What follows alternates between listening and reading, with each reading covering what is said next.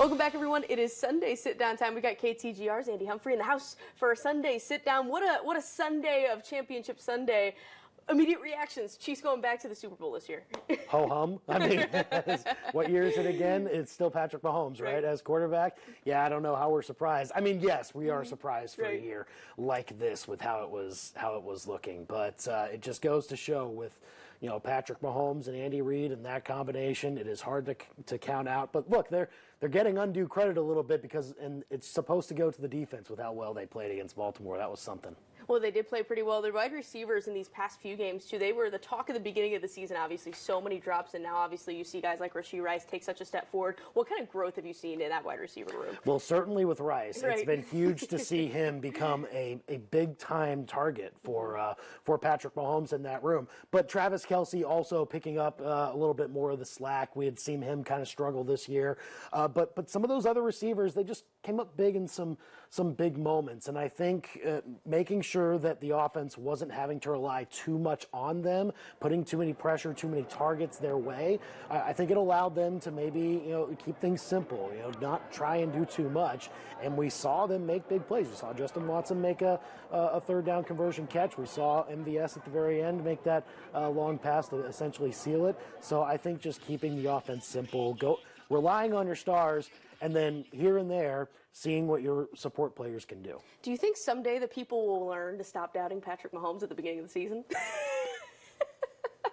I know I won't. It's up to them to actually see, but it is inevitable sometimes, and it's adding to the legacy. It's adding to what I think is already a dynasty. Right. So I mean, no matter what happens in this Super Bowl, by the way, I think it still is. But it just again is another chapter of some of the greatness that we are seeing from this duo. Right. Well, fourth Super Bowl in 5 years. That's quite a track record there. When you talk about dynasty talk, you look back. They're going to try to be the first team to go back-to-back since the Patriots in the early 2000s. What would that do to be the first team since a dynasty like the Patriots to do that? What would that do for that dynasty talk? Well, again, you're kind of adding some length to the tiers a little bit, because right now I think they're just below that. If they add a championship to it and maybe even have a bit of a longer run after that, you're talking about maybe surpassing one of those. I think the Patriots honestly had two different dynasties in the time that Tom Brady was there. It was kind of ridiculous, but you're at least passing one of those, and you're rivaling some stretches that the 49ers had back in the 80s, 90s, like the Cowboys had in the early 90s. So again, we'll have to see how it looks in 2 weeks against in the Super Bowl. But again, I think it's already one of the dynasties of the NFL's history. Not the best. There are tiers to this, but it definitely belongs in the conversation. Well, let's flip to a team that's hoping to be talking about some championships, maybe in the years to come, right? Let's flip to Mizzou basketball. I know that's one of Dennis Gates' goals, but this season, 10 of the last 11 games have been losses. Can you see any point where they're going to break through anytime soon? Well, it might have to be this week because, I mean, with the way it sets up, you host Arkansas, another team that has been down this year, below expectations from what they were wanting to build under Eric Musselman. So you get them at home on Wednesday. That's a real chance, to get a team that's around the same area as you in the SEC standings. It's going to be hard to let that opportunity go by the wayside. So you have to take advantage of that, and then you go on the road to face Vanderbilt, another team that has really struggled this year, even more so in the predictive metrics that we look at. They've maybe struggled a little bit more than Mizzou has. So this is kind of the week. If there was an SEC win to be had out there, you would have to maybe expect that by the numbers, it should come this week. So it maybe is a confidence boost. Maybe just the team rallies around and says, look, we've got to put an end to this somehow. This is an opportunity to do so.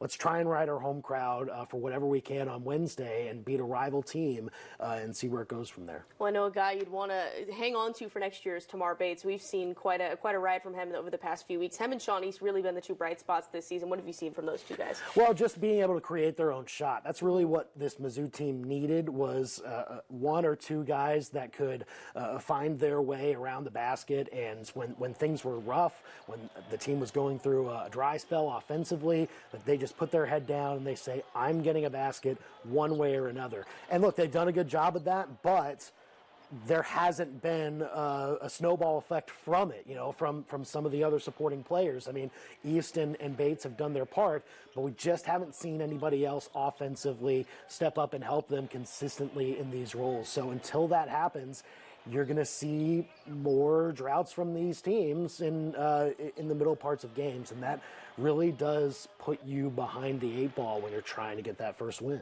You kind of lead into my next question. Who do they need to step up? You look at guys like Noah Carter. Nick Honor hasn't been having the season he had last year either. Well, yeah, it almost has to be those two guys, because you could say, well, let's turn to the young guys, but they've been in and out as far as availability. Apparently, Anthony Robinson had to miss because of a personal thing. Trent Pierce, I think, was ill. So I mean, there's been some depth issues. You're obviously missing Caleb Grill and John Tonje for the rest of the season. So the bench has gotten a little bit thinner, so there are fewer places to turn. So you do kind of have to rely on your veterans, because we did expect guys like Noah Carter and Nick Honor to take on some of those roles and become maybe more high volume scorers. But hasn't materialized yet. Will it materialize towards the end of the season? We'll just have to see. But yeah, you're almost kind of waiting for that next shoe to drop of like, okay, who's going to step up in that role?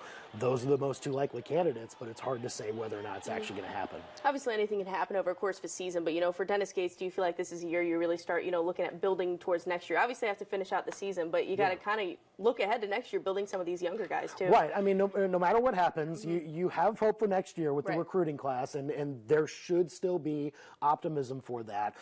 This year, though, we're living in the here and now. The fans are still going to the games and wanting to see some sort of hope. And so I do think it's important to see some sort of bright spot. Can they get maybe, if they're underdogs in one of these home games against maybe one of the top SEC opponents that's coming in, can they somehow find a push, maybe pull off an upset? College basketball can be a weird sport sometimes when it comes to that.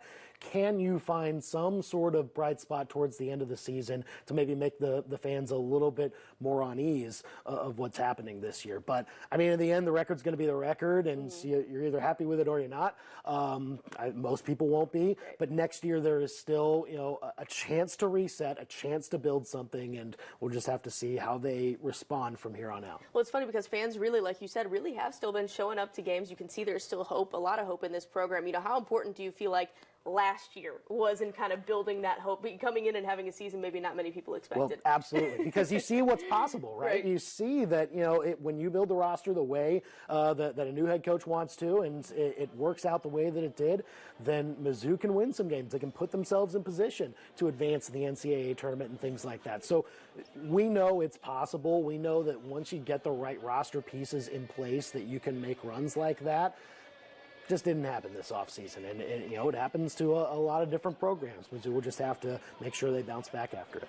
Well, we'll be keeping track of it for the rest of the season. Appreciate you making some time after the Chiefs game. Yeah, thanks so much, Nick. For the rest of you guys, we'll be right back after the break.